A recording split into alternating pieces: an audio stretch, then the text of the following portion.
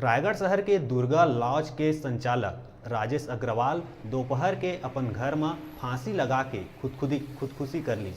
घटना के समय घर में कोई नहीं रहीस। पूरा परिवार मामा के घर गए रहीस। दरअसल उखर मामा के मृत्यु के पगड़ी कार्यक्रम रहीस, जेकर चलते पूरा परिवार उहे रहीस। मामा के घर शहर में ही है।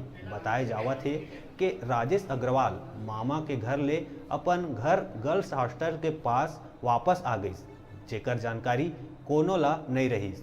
राजेश के फांसी लगाए जानकारी ओ समय लगिस जब कोई घर खुला होए के जानकारी दीस। एकर जानकारी तत्काल घर के लोगन और पड़ोसी ला दिए गई और तत्काल मामला के जानकारी पुलिस ला भी दिए गई।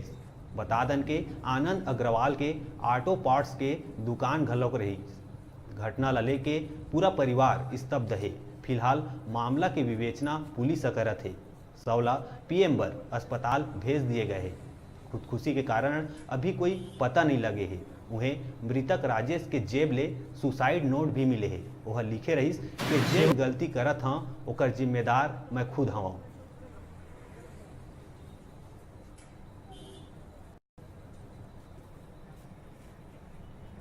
सेवापुर में है, वहाँ पर एक दुर्गा लॉज का संचालक है।